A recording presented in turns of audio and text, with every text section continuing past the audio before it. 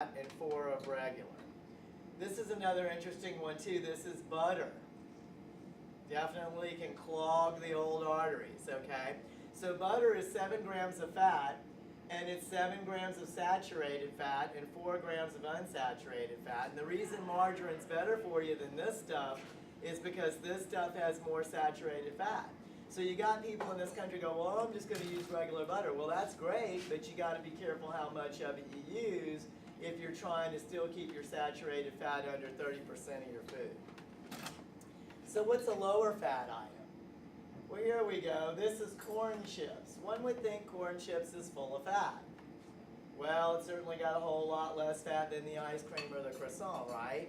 But it's loaded in sodium, and it probably doesn't have that much good stuff in it for you.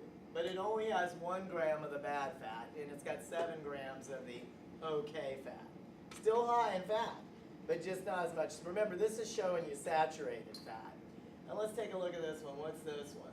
This is chicken breast. Okay?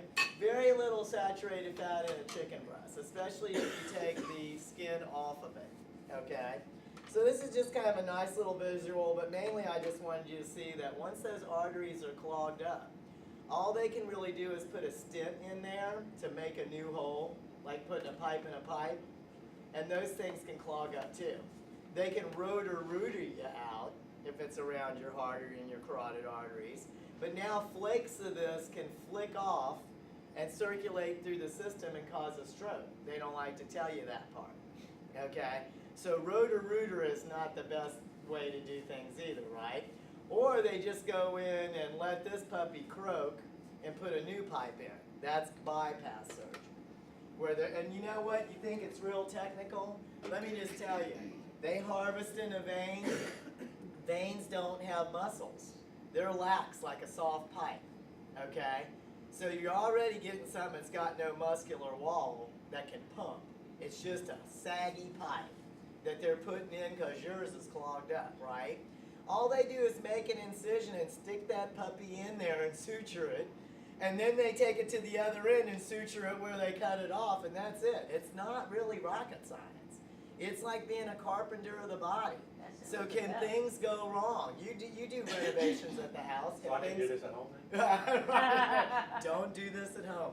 But yes, you know, it's not what you think it is. So trying to keep your arteries clean is a very important goal in long-term health. So portion control. Remember that serving size is on the label. Decreasing portion size is a very good way to control your weight.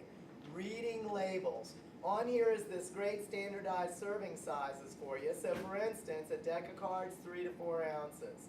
Salad dressing, a tablespoon is a half a walnut. Cheese is 2 Dominoes for 1 ounce.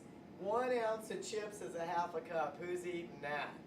I mean, nobody's eating a half a cup of chips. I don't care who you are, even if you're the well coach. A piece of fruit is a tennis ball. So that's kind of some of your serving sizes there. We all just came off of a party hardy Who puts weekend. 1 tablespoon of dressing? That's not Yeah, a lot. it's not much, right? So that's why if you're using like a vinaigrette that's more liquidy, it's going to cover the salad a lot more than if you're using something that's real thick. Those new spray dressings are great because you can get it all over without having to keep putting more on because you don't get enough in the food you want.